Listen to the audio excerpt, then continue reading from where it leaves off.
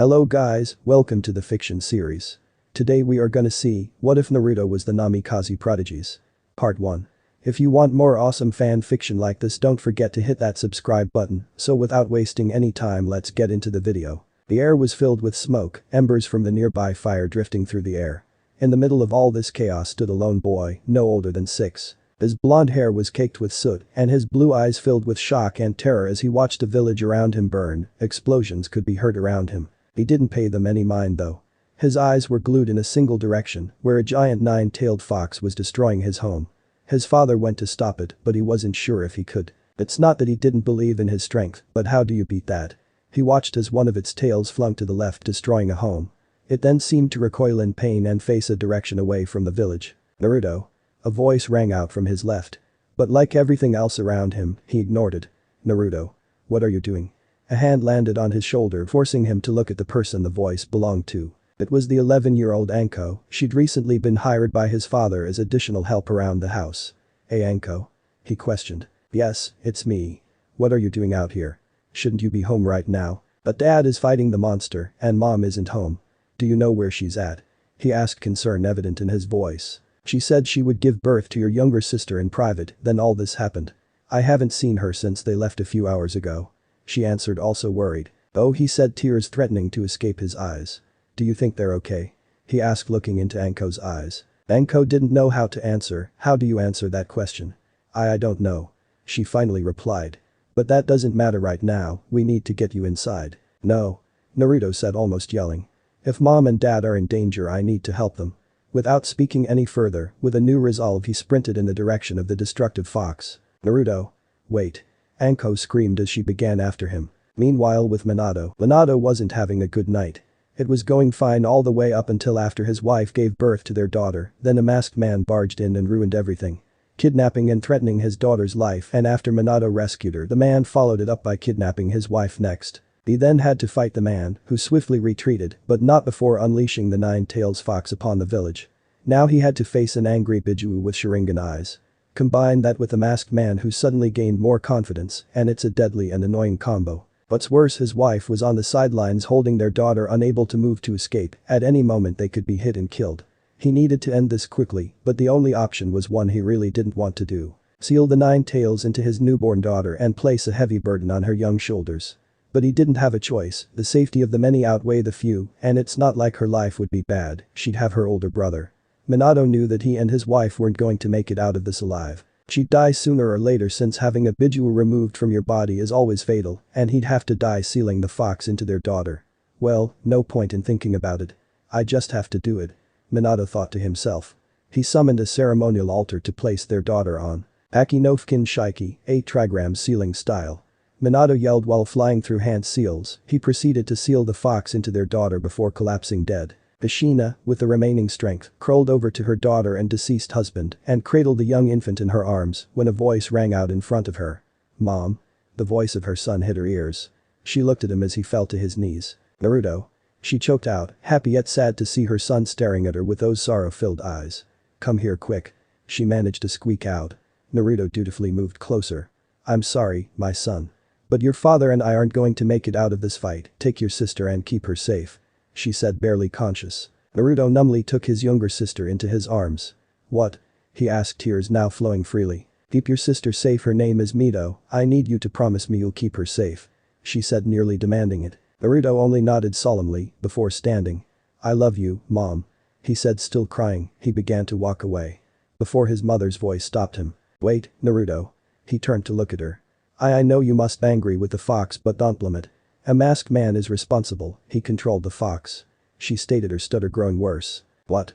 Naruto asked, pissed yet confused. I was watching the fight.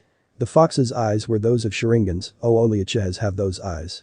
She stuttered. Well, I'm going to find that man and make him pay. I promise. He said with conviction. Ashina smiled, a sad smile. Just don't let hatred consume you. She stated. Naruto only nodded before saying goodbye and rushing off toward the Namikaze estate, blowing by Anko, who had just arrived on the scene. She didn't even hesitate to follow him since she saw the baby he was holding and knew that it could only mean one thing. Naruto. Wait up, where are we going? Naruto didn't answer for a moment, choosing to focus on getting back to the estate without being noticed. We're leaving the village. he stated after a few Anbu leaped over their hiding place. What? Anko nearly screamed, not believing what she just heard. The person who attacked and killed my parents knows that we are in this village. So we are going to leave it and escape to my dad's secret training base, where we'll live and get stronger before returning. He stated matter-of-factly. Anko couldn't help but be impressed at how this was coming from a 6-year-old. But she guessed seeing your father dead and watching your mother die would cause you to grow up fast. How long will we be gone? She asked, genuinely wanting to know. I don't know, maybe 10 or 12 years. Long enough to get both of us as strong as possible, along with Mito. He said quietly while they waited for a couple of shinobi to pass. Makes sense. Anko said with her hand under her chin. In 12 years you'd be 18, I'd be 23, and Mito'd be 12. She said with a chuckle. Yes, and if everything goes well, Mito will be able to use all of the Nine Tails chakra. He said with his hand also under his chin. What? All of its power? Anko asked, stupefied. That's the plan, however, I refuse to let my little sister rely solely on the fox inside her. So we're going to the estate to pack up everything. From clothes to scrolls to food. He stated. So? We're leaving nothing behind in the village. Even money? She said with a cheeky grin. Naruto's sweat dropped for a second before regaining himself. Yes, even the money. Naruto and Anko entered the house and immediately began packing whatever they could find, all the while little Mito lay in the crib that was bought for her. After about 40 minutes of non-stop packing, Mito began crying. Naruto was by her side in an instant, soothing her to the best of his abilities, but she wouldn't stop. Then it clicked in his head, she was hungry. Anko? Mito's hungry. He called out. Anko jogged over to the kitchen and began frantically preparing a bottle for Mito. When her task was complete, she rushed over and scooped Mito into her arms and began feeding her. Naruto, after confirming that his sister was happy, returned to packing things. After putting a fed Mito to sleep, Anko rejoined Naruto in their united quest to pack. Once they had all they needed sealed into scrolls, Naruto picked up the still sleeping Mito and entered the basement, followed by Anko, who had a large scroll on her back, which contained everything. So, how are we escaping? The people here aren't going to let us leave willingly. Anko asked with a hint of anger in her tone. Yeah, especially with the Nine Tails being inside Mito. But my dad wasn't a fool, he showed me a secret passage a year ago. Naruto said with a grin. Secret passage? Does it lead to that training base you mentioned? Anko asked, her voice tinged with realization. Yes, I've been there a few times with him when mom couldn't watch me while he trained. Naruto responded with a slight pain in his voice. Anko noticed the hurt in his voice and felt guilty for some reason. Sorry, she mumbled. Don't apologize, Anko, there's no reason for you to. He said with a smile, happy she cared enough to apologize even when it wasn't necessary. Anko nodded. Okay. She said after a few moments. Okay, enough of this sadness, I don't want it affecting Mito. He grinned. Anko chuckled as well. Yeah, I'm sure we both want her to be happy. She said while smiling down at Mito. Without a doubt, I'd do anything for her. Naruto said with absolute conviction. Anko found her respect for Naruto growing further, if that was even possible. The calm silence fell over the trio, with the only sounds being their footsteps and the occasional noise from Mito. Hey Naruto, do you have a plan for raising Mito? Cause I know little about raising kids. Anko broke the silence with a question. Naruto looked at the ceiling. I honestly have no idea, we have the scrolls on it that my parents bought before I was born. So I guess we can start with those. Anko nodded. I guess you're right, it looks like you and I are parents. She said with a chuckle. So we're like a couple then?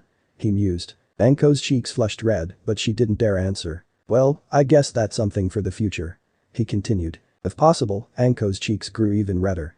He basically just said he might date me in the future. She thought. The silence returned with both of them enjoying it. After a while, Naruto broke it. I hope there's a town nearby where we can buy supplies, since I really don't want to have to sneak in and out of Konoha. Anko nodded. Yeah, that'd be a pain in the ass. She laughed. Naruto smiled, finding that he enjoyed her laugh since he wasn't sure he could right now. After walking for what felt like days but was only a few hours, they reached the end of the passage. In front of them was a dead end. Naruto, did we take the wrong passage? Anko said, slightly annoyed. No, here, hold Mito for a sec. Naruto replied before handing the still sleeping Mito to Anko and stepping towards the seemingly blank wall. Now where is it? He mused while running his palm over the wall. After a moment, Anko began to think that they really did go the wrong way. Ah. There it is. Naruto said before putting chakra into the spot, and an audible click was heard. The wall then opened to reveal a living room. What is this place? Said a stunned Anko, handing Mito back to Naruto before walking around admiring the place. Our new home. He said with a smile. 2 years later, Anko was taking a break in the underground garden. It was pretty ingenious, the roof was made of one-way glass, the top camouflaged as grass, dirt, etc. While the glass itself had seals on it to make it near unbreakable. Only a Biju bomb or something stronger had a chance of breaking it. "Anko? Are you here?" asked Naruto while carrying a 2-year-old Mito. "Yeah, just enjoying the garden. I still can't believe it's underground," she said, gesturing her arms at the trees and flowers of different shapes and sizes. Naruto chuckled. "Yeah, Dad was amazing, wasn't he?" "He really was." Anko grinned. "Well, I came to tell you that lunch was ready," he said as he left the garden to head into the kitchen. "What are we having today?" Anko asked, following him. "Curry," he said with a smile. "What about dessert?" Anko asked with hope evident in her voice. Naruto took a mock thinking pose. I'm not sure." He let silence fall over them, causing Anko to squirm in anticipation. After he had enough of teasing her, he answered. "I've fixed some dango skewers." "Yay." Anko cheered. "My favorite, you're the best." Anko pumped her fist into the air. "Thank you, knowing you enjoy my homemade dango makes me happy," he said with a warm smile. "Yours is even better than the ones at the shop I used to go to," she said, smiling ear to ear. The two sat down at the table, Naruto feeding Mito then eating his own food with Anko practically inhaling hers. "Manners, Anko." Naruto chastised her, getting a grunt from her in between bites. Mito recently began walking and is on the verge of being able to talk in complete sentences. In another few years, they'd be able to start her training in, well, everything.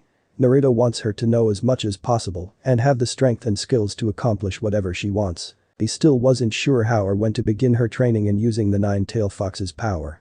But that could wait until he had a chat with the fox and find out whether he could be trusted or not. "Hey, Naruto, it's been 2 years since we left. Do you think they're looking for us?" Anko asked after a break in her munching. Naruto put his hand under his chin. "That's a good question, I doubt they even know we're alive. But I imagine the lack of our bodies has confused them," he pointed out. Anko nodded. "Should we tell them that we're alive? That way we can eventually return without any issues." Naruto took a moment to think about it, it made a lot of sense. "Yeah, we should." He performed the hand seal for the Kage Bunshin no Jutsu, shadow clone technique, a single clone of him appeared next to him. Already knowing its orders, it left via the secret way back to Konoha. "There, that takes care of that," Naruto said, returning to his meal. In Konoha, Hiruzen Sarutobi sat in the Hokage office, smoking his pipe and doing his dreaded paperwork when a swirl of wind in the center of the room caught his attention. When the wind stopped, a blonde-haired boy standing at 5 feet 6 inches stared at him with cerulean blue eyes and wearing a dark gray skin-tight long sleeve, showing off his surprisingly well-toned muscles. He wore a solid black Jonin-styled vest with the kanji for Uzumaki on the front pocket. He wore black Anbu-styled pants with black steel-toes boots. To top the outfit off, he wore a white short-sleeved trench coat with black flames at the end of the sleeves and at the bottom of the coat with the kanji for Namikaze on the back. He also had on black fingerless gloves. "Who are you?" Hiruzen asked the stranger. "Aw, you don't recognize me?"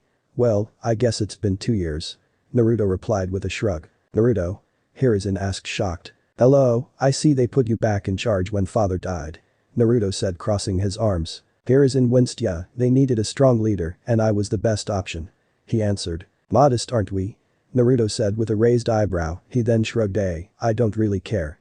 I only came here to tell you that Anko, Mito, and I are all alive and we plan to return in 10 years, but that's subject to change," he stated. "Where are you all at now?" Hiruzen questioned, hoping to get a lead so he can bring them back ASAP. TSK, that's telling, old man. I'm under no legal obligation to tell you that," Naruto said, wagging his finger from side to side. Hiruzen grew a tick mark. "As Hokage, it's my duty to know where my citizens are." "Really? I thought that rule applied mainly to shinobi," Naruto asked, looking up to the ceiling with his finger on his chin. "Oh well, see you in 10 years, old man." Naruto did a 2-finger salute before going poof via dispelling. Naruto y Hiruzen tried to call after the blonde but was too late. "Damn brat, thinks he can mock me and get away with it. Just wait and see." Hiruzen let out an evil chuckle. Minato's underground compound. Naruto was playing with Mito when the clone's memory came back to him. "Whoa, did I just get the memories of that clone?" "What?" Anko asked. "I just gained the memories of the clone I sent to Konoha," he said, thinking. "I wonder if we can use that in training," he thought. "I wonder if it would help us train." Anko mused, unknowingly echoing Naruto's thoughts. "I was just thinking the same thing. We can use a clone to learn jutsu while we train physically, and when we get our reserves high enough we can add more clones to the training," he answered excitedly. "Yeah, and seeing as Mito here already has genin level chakra despite being 2, she'd probably be able to use the Tajukage Bunshin no Jutsu, multi-shadow clone technique," Anko said proudly. You're probably right, though I'm a little hesitant when it comes to that jutsu. Last thing I want is for you or Mito to get hurt or worse. He immediately shook his head to clear it of those thoughts. Anyway, we should probably begin training with our shadow clowns now. He said, standing up, intending on putting Mito to bed first. Alright, I'm up for a late night spar. She said, grinning an evil grin, making Naruto shiver a bit. Let's not destroy the training ground, we came very close to doing it yesterday. Naruto reminded her. Yeah, I'll be careful. She said, waving her hand dismissively. 3 years later, a red blur dashed through the underground compound before ultimately crashing into something or someone. Oi. Watch where you're running, Mito. Naruto said while sprawled out on the ground with a beaming Mito sitting on his chest. You promised you'd start my training today. She said, barely containing her excitement, literally bouncing on his chest, causing him to grunt in pain on each bounce. Okay, calm down, you're gonna cave my chest in. Naruto said, attempting to sit up. Mito shuffled off of him and sat on her knees, still bouncing in excitement. So, what first? She asked. Naruto took a thinking pose. Well, it's usually best to start with chakra control first, however, I know you're too impatient to do only that, so we'll have a few shadow clones do that while I teach you our mother's taijutsu, body technique. Mito's face lit up. Really? I get to learn mom's fighting style. She jumped to her feet and began jumping around, repeating yay over and over again. Naruto just watched with a smile while his sister expressed her happiness. After a while he decided to reel her back in. Okay, Mito, let's head to the training ground. Okay. Mito called out as she sprinted after him, her red hair flying behind her. Alright. Naruto said, copy my movements. He began going through the different positions of the fighting style, all the while Mito's violet eyes never left him, copying his every move to the best of her ability. Good, that's a good start. He said with a smile. Mito beamed at the praise. Now again. He said as they went through the positions over and over again for the next few hours. Later that afternoon, Naruto, Anko, and Mito sat around the dinner table and enjoyed their meal of sushi and miso soup with fried tofu on the side. When Naruto's head snapped to the left. What's wrong? Naruto Anko said after swallowing some sushi. I just felt Tsunade's chakra nearby. He said, his head still facing the same direction. And not just her, there's someone with her. Judging by their chakra level they must be Jonin. He said with a smile on his face. What's Tsunade doing near Konoha? Doesn't she hate that place? Anko asked, then promptly shoved another piece of sushi in her mouth. I thought so too, maybe she didn't mean to get this close, either way it works in my favor. He said, his smile never leaving his face. What do you mean? Anko asked before shoving some fried tofu in her mouth. Well, lately I've been thinking, he began before Anko cut him off. That's not good, she teased. Anyway, he continued, clearing his throat. I noticed today during Mito and I's training session that she heals extremely fast. Of course, I've only seen her heal small bruises or cuts. She might be able to heal worse injuries than that. Now normally that wouldn't be a problem. In fact, I don't think it is, but it made me think, could we heal that fast? Anko put her hand on her cheek. I don't know, where are you going with this? She asked him. Simple, my godmother, Tsunade, is an amazing medic. Her medical skills are said to be unrivaled by anyone. Now imagine you and I become her apprentices. He stated with a grin. What? Us? Apprentices under Tsunade? Would she even accept us? Anko rapidly questioned. I don't know if she would, but even if she says no, it still doesn't change the fact that she's my godmother and I'd like to see her. Naruto said, a warm smile on his face. Anko nodded. Well, go on. I'll keep an eye on Mito while you're out. Anko said, making a shooing gesture with her hands. Naruto stood up, hugged Mito, told her he'd be back, then he hugged Anko and said the same. Next, he was by the exit closest to the town Tsunade was in. He gave the two seated at the table a two-finger salute. Be back in a flash. In the nearby town, Tsunade and Shizune were sitting in a booth chatting about the day they'd been having and how crazy it had been so far. Oh, how naive they were. So, then the punk decides to throw a punch at me. Tsunade said with a laugh. I know, right? Poor fool never knew what hit him. Shizune remarked. Ha, laid that fool out on the pavement. Tsunade boasted. Shizune chuckled, but then stopped dead in her tracks, her face as white as a ghost. She was staring dumbly at the space behind Tsunade. Shizune? Tsunade asked, waving her hand in front of her face. Shizune could only point. Tsunade turned around and her face immediately matched Shizune's. Yo. Naruto said with a one-finger salute. Naruto? Tsunade asked carefully. Yeah, it's me, godmother. He said with a grin. Without another word, Tsunade enveloped Naruto in a bone-crushing bear hug. I thought you were dead. She cried, tears flowing down her cheeks. Naruto cocked an eyebrow. Dead? But I told the old man that Anko, Mito, and I were alive. Tsunade pushed him back with her hand on his shoulders and locked her eyes with his. What? She hissed. Naruto rubbed the back of his head. Well, 3 years ago I sent a shadow clone to tell him. But he didn't seem happy when I told him I wasn't coming back for another 10 years, well 7 years now. Tsunade just stared at him for a long moment before she let out a scream. That bastard. He lied to my face. She said, punching the booth's table, causing it to explode and send splinters flying everywhere. Naruto ignored the destroyed table and looked at his godmother. So, he lied to you and fucked me over by claiming that I was dead? He asked with an evil forming grin on his face that made Hiruzen's look like a regular smile. Tsunade saw the look on his face and immediately recognized it as the look Kushina got when someone was going to suffer at her hands. What are you scheming? Naruto's evil grin turned sinister. Picture the grin Jim Carrey's Grinch had. Oh, just a little payback to our dear old Hokage.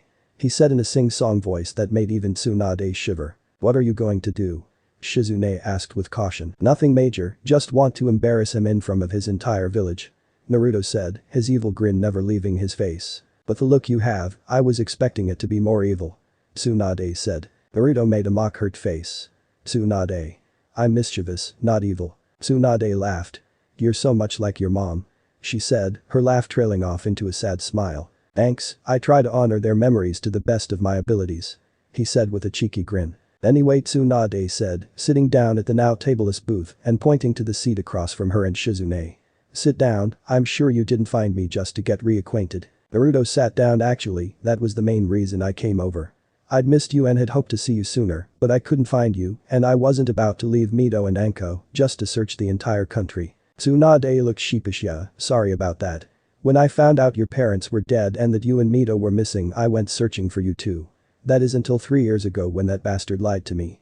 After I learned that you were dead, I was mortified. I thought I'd lost the only family I had left. She said, tears threatening to fall down her face. Naruto reached across and placed a hand on hers. It's okay, Tsunade, we're alive and you'll get to see Mito soon enough. He said with a smile. Was Tsunade's ingenious reply while she stared at Naruto. I came here to ask you to move in with us, mainly so we can spend more time together. But there is one other reason that both Anko and I want. He said looking hesitant. What's the reason? Tsunade asked confused. Well, Naruto hesitated again. Tsunade grew a tick mark. Just spit it out already. She barked. Naruto's back straightened instantly. Yes, Anko and I want to be your apprentices. He said quickly. Silence. Tsunade finally gained control of herself. You two want to be my apprentices?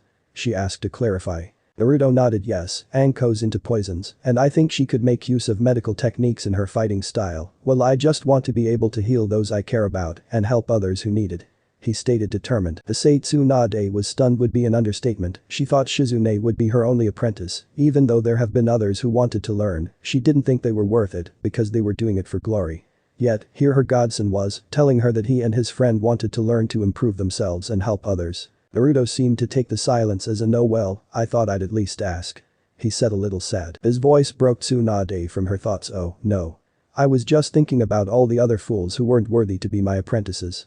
She said frantically. Naruto cocked an eyebrow. Do you think we're worthy? He asked, genuinely intrigued. Tsunade chuckled. Well, you said you wanted to learn to help others, right? He nodded. Well, that alone makes you worthy enough. She said, chuckling at his shocked face. Really? No tryouts? Just like that? He asked, still not going to believe how easy this was. Tsunade nodded. It also helps that you're my godson. She smirked. That makes more sense. Naruto that to himself. Thank you, Tsunade. Don't thank me yet. I haven't trained you in anything. She said, waving her hand. But you said you would, and that alone earns my thanks. He then realized something. What about Anko? He questioned. Well, I'd like to meet the girl first before I decide. She said, crossing her arms. That's fair. He said, getting up to leave. Shall we go home? He asked, his hand outstretched towards the exit. Tsunade nodded and the trio left the bar. Woods above the compound. Tsunade was confused about where they were going. She thought they'd head to a motel or something. But Naruto entered the woods after they left the bar and now they'd been walking in a single direction for 3 hours. Naruto, where are we going? Shizune asked, no longer able to hold the question in. We're almost there. He said before stopping after a few more steps. Here we are. Tsunade and Shizune looked around. They were in a clearing with a short cliff on their left. There was no sign that animals lived here, much less people. Where's your house? Tsunade asked, still looking around expecting to see a house. Oh, you can't see it. He cryptically said before walking over to the nearby cliff, placing his palm on its surface and putting chakra into it. The secret entrance to their home opened. Tsunade's jaw dropped. How? She finally asked after a moment of silence. Shizune could only nod in agreement with her teacher. Naruto chuckled. My dad was awesome. Was his only response before he began walking down the stairs. Oh, you might want to hurry. He called up. The door will close in about 2 minutes. This broke the two women out of their trance and they rushed to follow him. Naruto stepped into the living room. I'm ho, he began to say before a red blur barreled into him. He found himself sprawled out on the ground for the second time today. Mito. What did I say about watching where you're running? He chastised her. Aw, but I missed you. She pouted. Naruto placed a hand on her head. I missed you too, you little firecracker. Now, let me up, we have some people moving in. By that time Tsunade and Shizune had entered the room, with Anko entering from another direction. Ah, you're home. Anko said. Yes. Naruto said after standing up with Mito still clinging to his leg. He looked at Anko with a look that said help me. She chuckled and helped pry Mito off her elder brother's leg. He pointed to Tsunade and Shizune. This is our godmother, Tsunade. Mito had stars in her eyes as she charged at the taller woman and tackled her in a hug. Unlike Naruto, Tsunade didn't fall down. So, you're my goddaughter? Tsunade said with a massive smile on her face as she scooped the girl up into a full hug. This is Shizune. Naruto said, continuing the introductions. You two have already met Mito.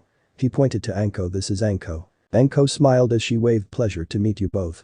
The two women smiled and waved back, Tsunade still holding Mito in a hug. Hey Mito, why don't you show Tsunade and Shizune around and get to know them better? I need to talk to Anko about some things.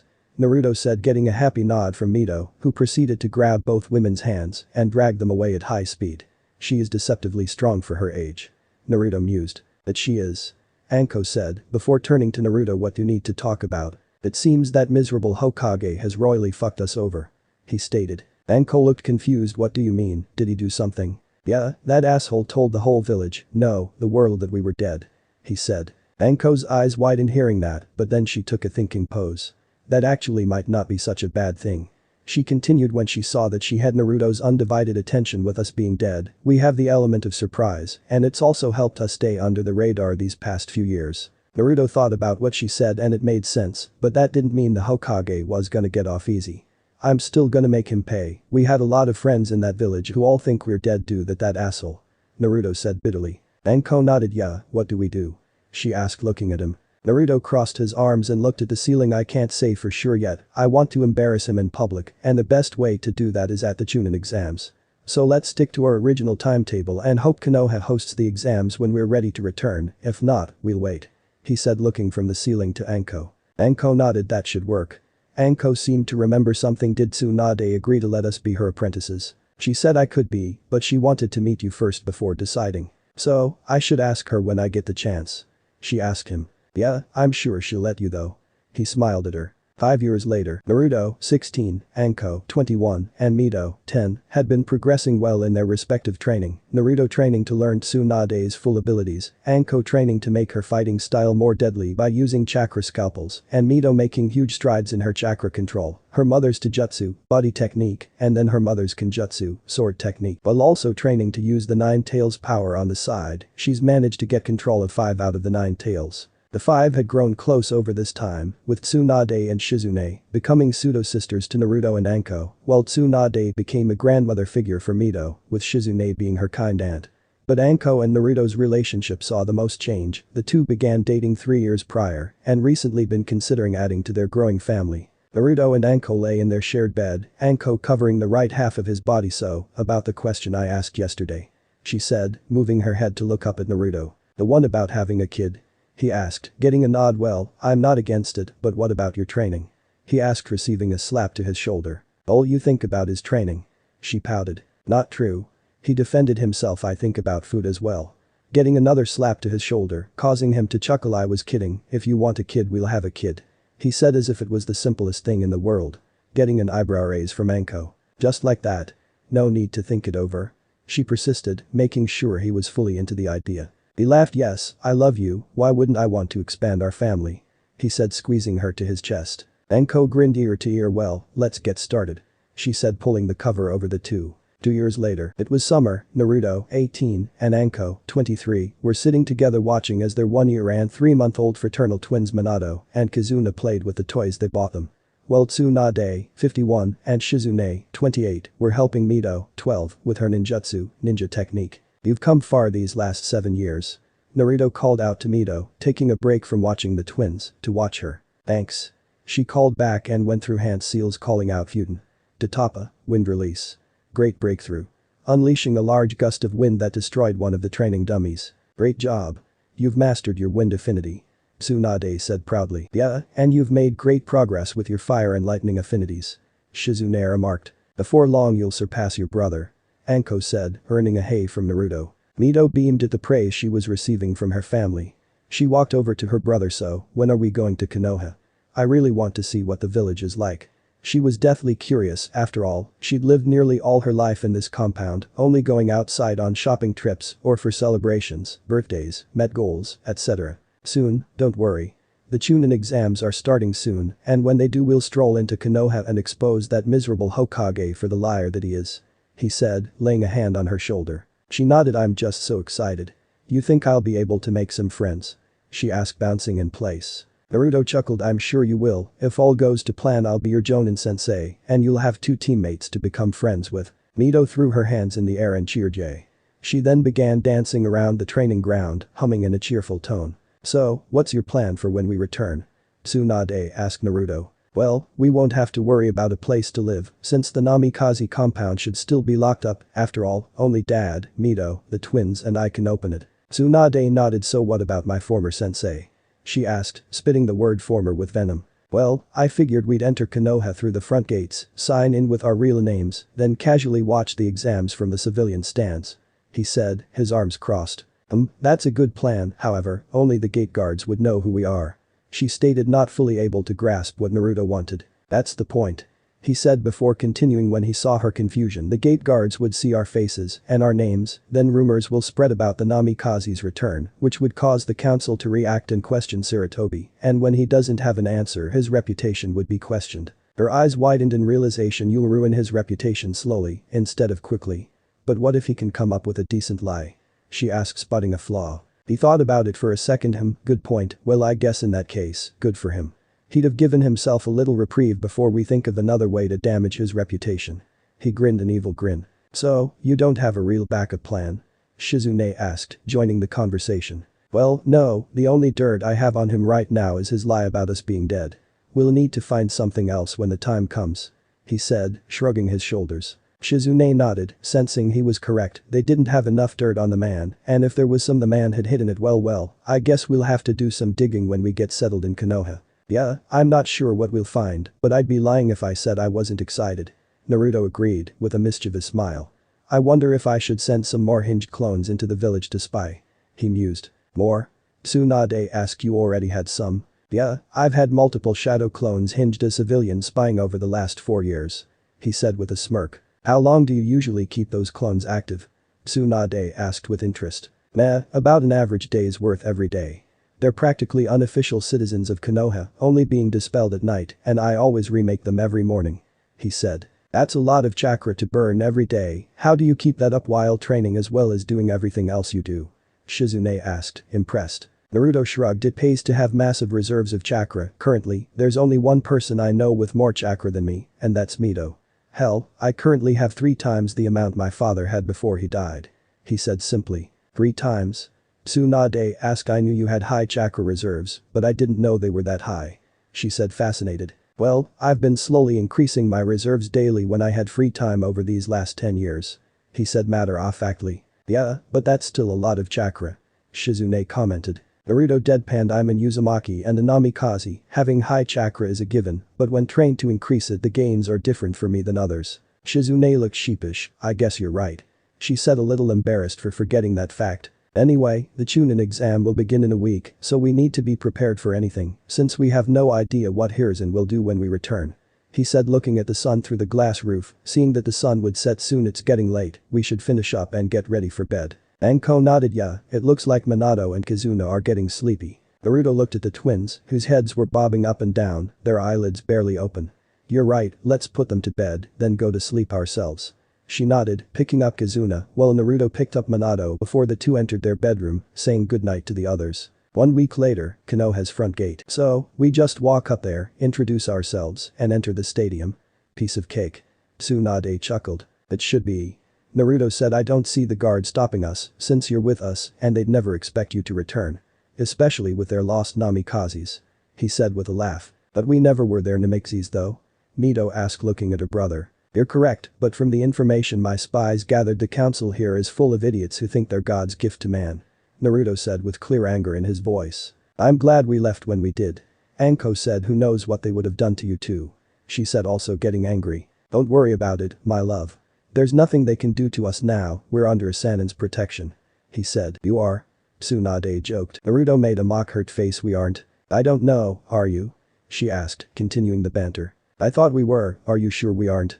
After all, there's no one better. Naruto said grinning at Tsunade. Tsunade crossed her arms. Damn right there isn't. She said, before smiling at him. They continued their banter until they got close enough to the gates to see the eternal gate guards Izumo and Kotetsu chatting with one another. So, you lost that bet and want me to foot the bill? Izumo asked Kotetsu. Yes. Please. Kotetsu begged. I'll pay you back I swear. Izumo only shook his head in disappointment. I'll pay this time, but you owe me. He said pointing his finger at Kotetsu, then he noticed the group of 7 people approaching the gate, with 2 of the 7 being carried. Oi.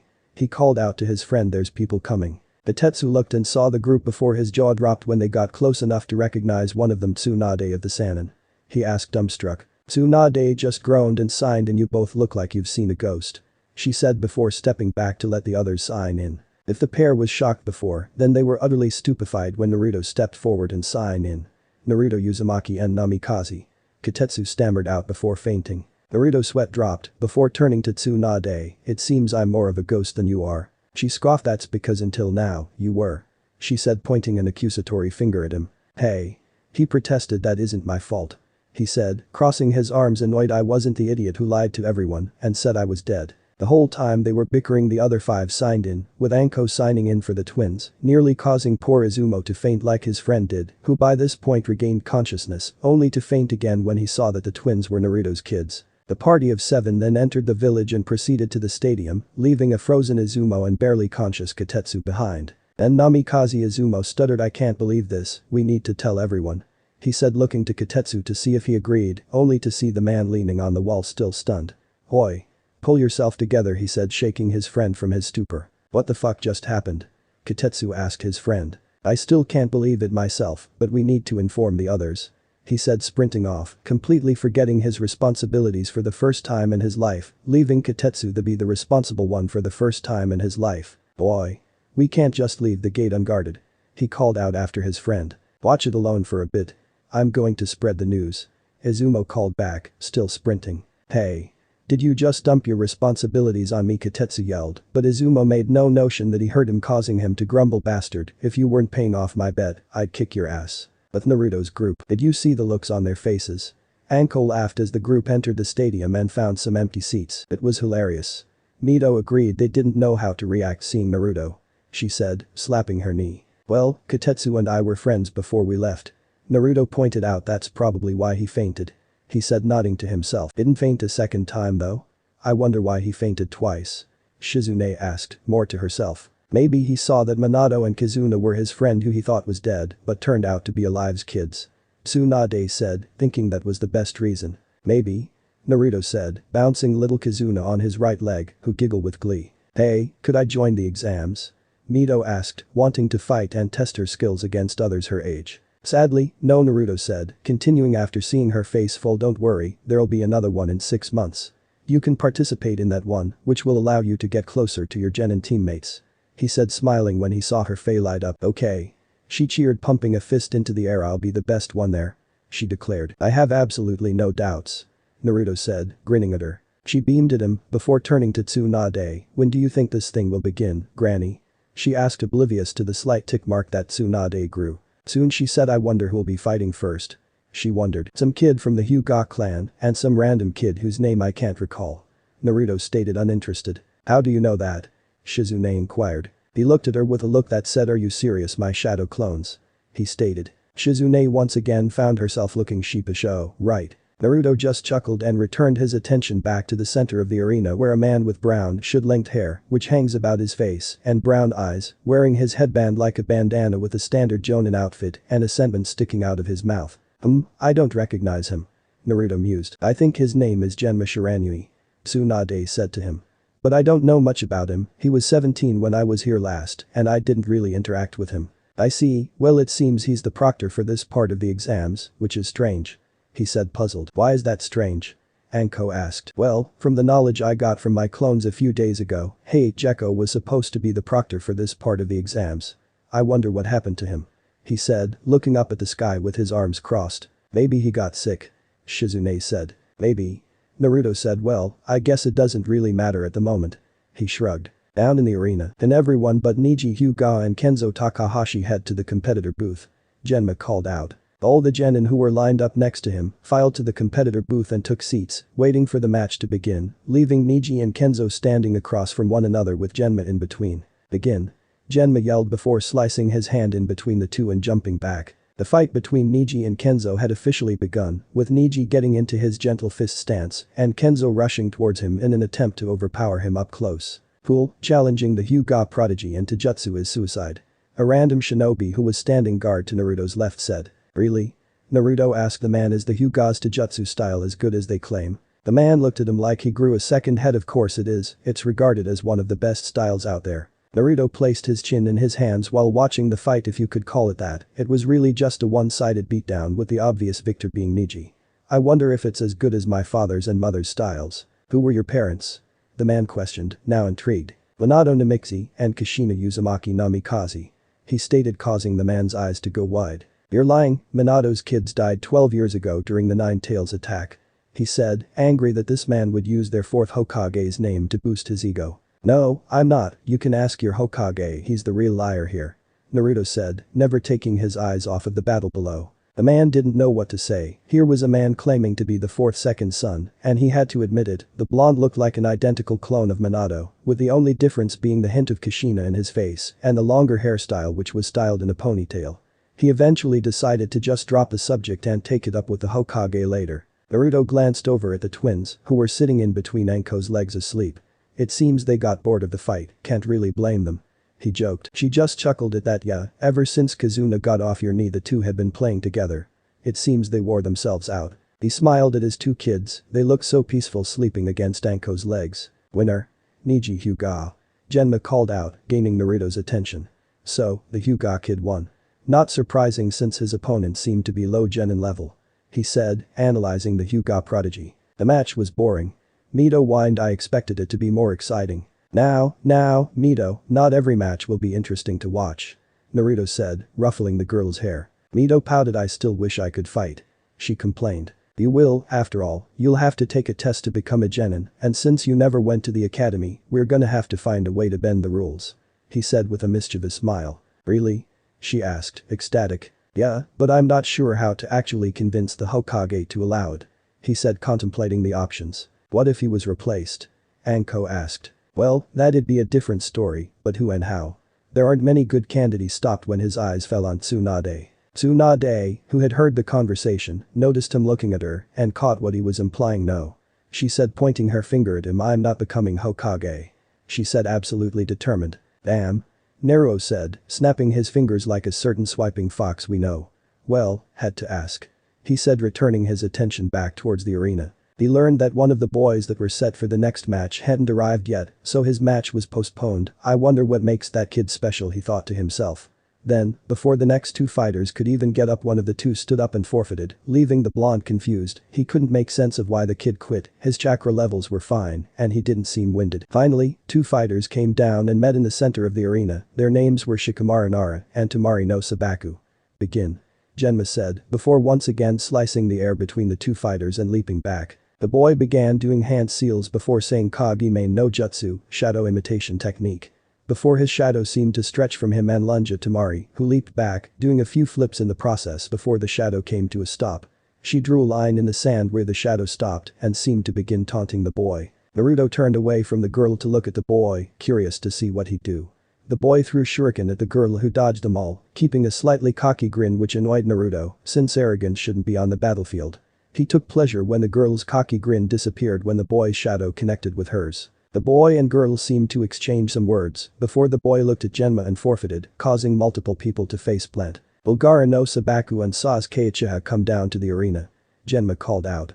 The boy named Gaara swirled into the arena and crossed his arms. A few minutes later the Uchiha finally arrived with his sensei. Damn that Kakashi, always late. Tsunade grumbled. Begin. Genma called out for the third time in a row. The Uchiha rushed forward and punched the redhead, sending him crashing into the wall. After the boy got up, the Uchiha was in his face again trying to punch him again, but was stopped when the redhead shot sand towards him, forcing the boy to leap back and fly through Hand Seal's Katen. Kakakyu no Jutsu, fire release. Great fireball technique. A massive fireball shot from the Uchiha's mouth and headed toward the redhead whose sand covered him in a dome. When the smoke cleared, the dome of sand remained before an eyeball appeared above it and looked at the Uchiha who immediately flew through more hand seals, placing one hand over his wrist before sprinting at the dome and screaming Chidori. His hand collided with the dome, penetrating it causing the boy inside to scream in pain. The dome of sand fell, revealing the Uchiha whose fingers were buried in the redhead's shoulder.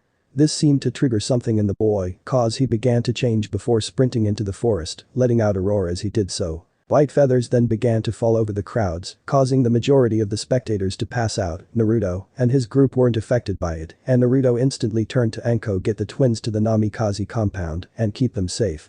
Anko nodded and did as he said. He then turned to Tsunade go help the injured with Shizune. The two women nodded before leaping off to help where they could. What about me?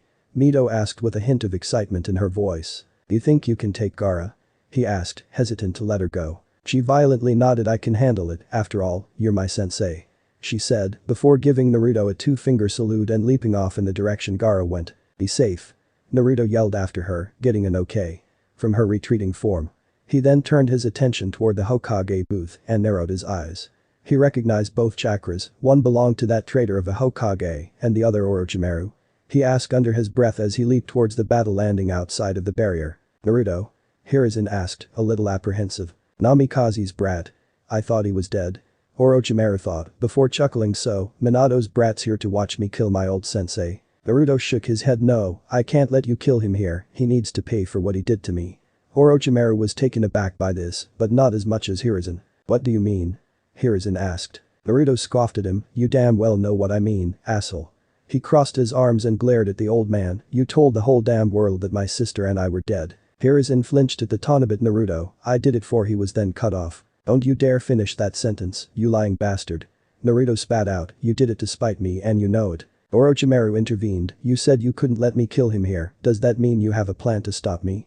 He questioned. Yes, however, allow me to show you a little of what I've learned these last 12 years. He proceeded to walk forward and place his hand on the barrier, and symbols appeared before quickly spreading across the barrier, causing it to shatter. Orochimaru's jaw dropped. I am possible. He said dumbstruck. Nothing's impossible with seals, he said. Now, let's wrap this up so I can go make sure my family is safe. He then rushed at Orochimaru, engaging him in a Taijutsu battle, which he was winning.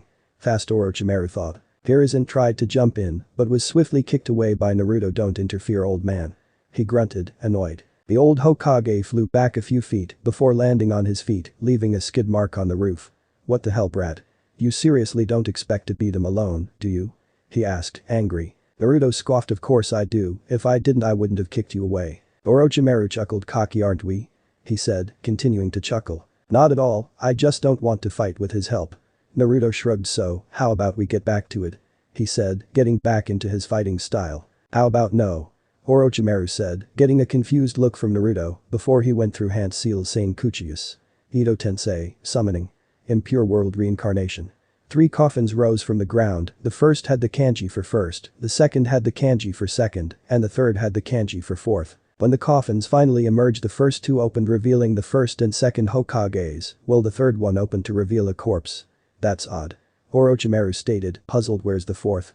His attention was brought to Naruto, who was laughing. Ha ha, you're a genius. He asked, mockingly, you knew that my dad's soul belongs to the Shinigami, god of death, right? No mortal can summon his soul. He continued laughing at the angry face the snake Sannin was giving him. You brat. How dare you mock me? He hissed. He then stabbed the controlling kunai into the Hokage's neck. Hashirama, kill that brat. He demanded. Hashirama did as he was told and rushed at Naruto, who matched the Hokage blow for blow. Orochimaru, seeing that the first Hokage could handle the brat, turned his attention back towards Hiruzen. So, where were we? He asked the third Hokage. Hiruzen got into his fighting stance and lunged at the second Hokage, who responded by going through Hand Seal saying Suiton. Shuriken no Jutsu, water release. Water bullet technique. forcing Hiruzen to dodge to his right. Capitalizing on the moment, Tobirama rushed at the older warrior, engaging him in a fierce taijutsu battle. Hiruzen knew he couldn't keep this up forever, but was broken from his thoughts when Hashirama crashed into Tobirama, sending both fighters sprawling across the rooftop. In a flash of yellow, Naruto blitzed by him and kicked the two Hokage away, seemingly intending to face the two alone. "I'll let you handle the snake, old man," Naruto called out as he dashed off after his opponents. Hiruzen didn't know how to react at first. Here was the kid that left the village at 5, telling him to fight one opponent while he faced two. "Is that brat suicidal?" Orochimaru questioned, a little stunned. "I have no idea," Hiruzen said, shaking his head before getting in a fighting stance. Naruto wasn't entirely sure why he chose to fight two Hokages. He reasoned to himself that Hiruzen could handle Orochimaru one-on-one, and he needed that old man alive to make him pay at least a little, and him dying here wouldn't relieve any of Naruto's anger towards the man. He was forced from his thoughts when a fist collided with his gut. "Pay attention to your opponents, kid," Tobirama chastised. "You can talk?"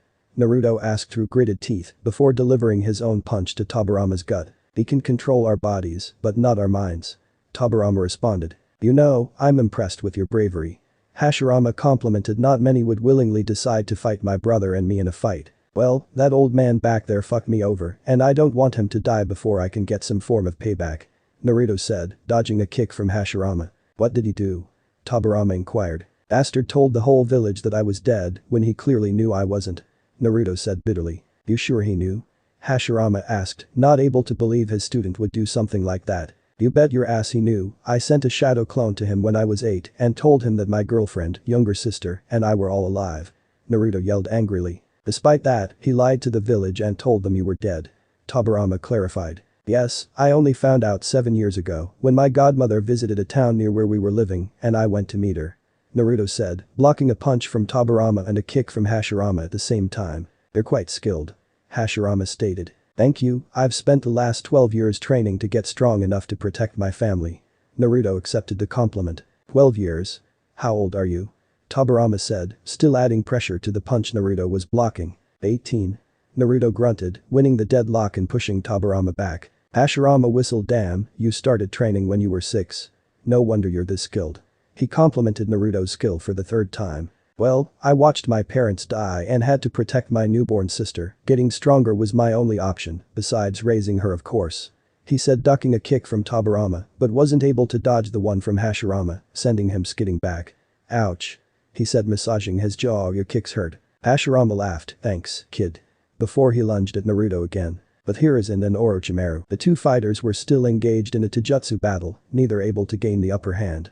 "You know, sensei, you're doing pretty well for your old age," Orochimaru complimented in a mocking way. "Shut up and fight," Hiruzen yelled before throwing a punch at Orochimaru's face, who promptly blocked it before spitting his sword out of his mouth, trying to catch his sensei off guard. Hiruzen dodged a sword by the skin of his teeth and realized he had to end this now. He rushed at Orochimaru, going through hand seals, yelling "Shiki Fujin, dead demon consuming seal." Grabbing Orochimaru's arms, who used the sword in his mouth again to stab Hiruzen in the chest. "I'm taking your arms with me," he called out. Naruto heard the technique Hiruzen had just used from his battle, which had moved closer to the old man's "No. You fool," Naruto screamed, pissed off to no end, completely forgetting about his Ito Tensei opponents, once again getting hit, but this time it was by both of them, knocking him on his back. He kick-flipped to his feet and had to immediately backflip to dodge the roundhouse kick Tobirama threw at him.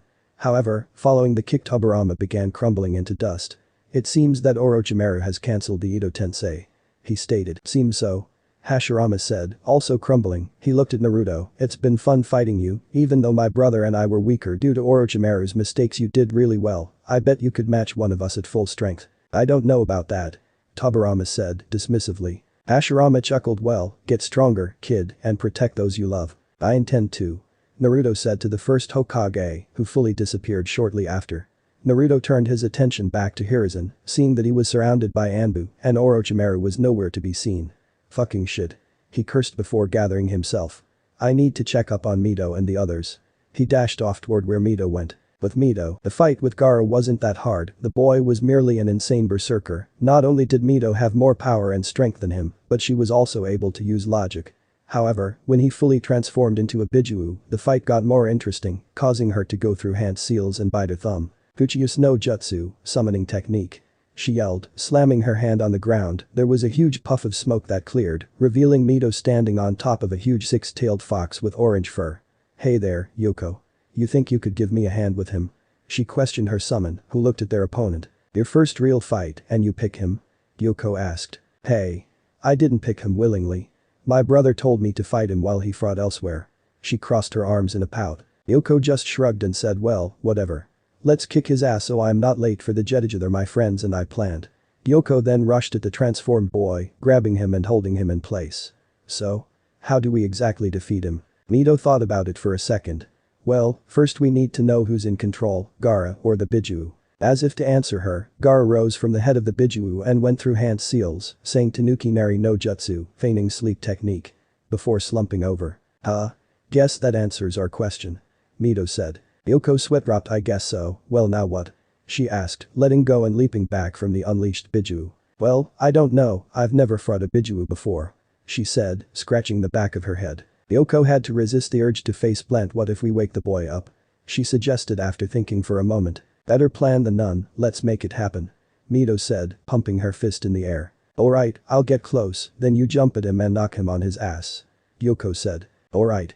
Let's go," Mito yelled as Yoko latched onto the Biju, allowing Mito to jump off her head and plummet towards Gaara with her fist outstretched. Her fist collided with Gaara's face, nearly breaking the boy's jaw, causing the large Biju to collapse on itself, leaving a terrified Gaara behind. "No. Stay back. I don't want to die," Gaara cried out, backing up until his back hit a tree. "Relax," Mito said, landing in front of him with Yoko going poof behind her. "I don't want to kill you." She then sat down across from the boy. "So, what's it like to transform into your Biju?" Gaara didn't know how to respond to that question for a while, then something she said caught his attention. "What do you mean your Biju?" he asked. "Oh, you didn't know?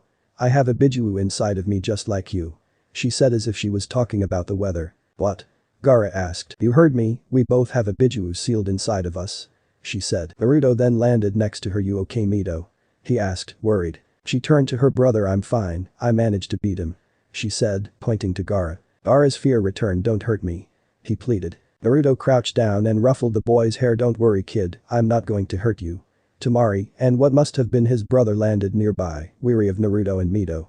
"In fact, I fully intend on letting you three leave." Gaara's siblings looked at each other, then looked at Naruto, clearly dubious. "What? You don't trust me?" Naruto asked with genuine hurt on his face. "HMPF, well I guess I can't blame you."